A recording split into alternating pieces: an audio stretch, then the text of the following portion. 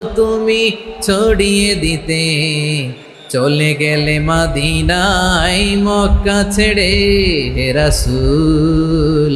তোমাকে ভুলি আমি কেমন করে হে রাসূল তোমাকে ভুলি আমি কেমন করে ঠিক কিনা বলেন প্রিয় ভাইরা তাইফের ছেলেরা নবীকে রক্তাক্ত করলো আমার নবী কই যাবে মক্কায় জায়গা নাই তায়েফে জায়গা নাই তায়েফ থেকে ভারাক্রান্ত মন নিয়ে আমার নবী মক্কায় ফিরে আসলেন বিশ্ব নবী মক্কায় ঢুকতে পারেন না মক্কার মরুভূমির দিকে তাকিয়ে উপত্যকার দিকে তাকিয়ে বিশ্বনবী ধা করে কাঁদেন ঝরঝর করে নবীর চেহারা মোবারক থেকে চোখের পানিগুলো বেয়ে বেয়ে পড়ে আমার জন্মস্থান আমার শৈশব কৈশোর যৌবন কেটেছে এই মক্কায় আমার এলাকায় আমি ঢুকতে পারি না বিশ্বনবী মক্কার অনতি দূরে দাঁড়িয়ে জায়েদকে পাঠালেন জায়েদ যাও দেখো কেউ আমাকে সাপোর্ট করার মতো আছে কিনা যাও অমুকের কাছে যাও জায়েদ গেলেন তারাও প্রত্যাখ্যান করে ফিরিয়ে দেয় বিশ্বনবী বললেন যাও অমুক লোকের কাছে যাও তিনিও প্রত্যাখ্যান করে ফিরিয়ে দিলেন কেউ বিশ্বনবীকে আশ্রয় দিতে রাজি হয় না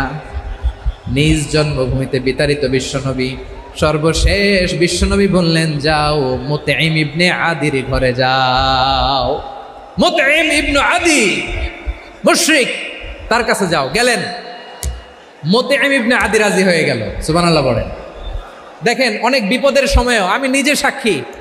সামাজিকভাবে রাজনৈতিকভাবে কত ঝঞ্ঝা কত ষড়যন্ত্র কত কনস্পাইরেসি পারি দিয়ে আমাদেরকে সামনে এগিয়ে যেতে হয় এই শত্রুদের ভেতরেও একজনকে দাঁড় করিয়ে দেয় যে আল্লাহর কোরআনের জন্য রেডি হয়ে যায় পড়েন সুবহানাল্লাহ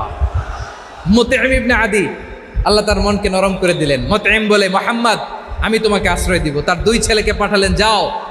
খোলা তলোয়ার নিয়ে স্কট দিয়ে গার্ড অফ অনার দিয়ে মুহাম্মদকে মক্কায় ঢুকাও আর বলো আমি আমান দেব আমান কি দিব আমান মানে সিকিউরিটি নিরাপত্তা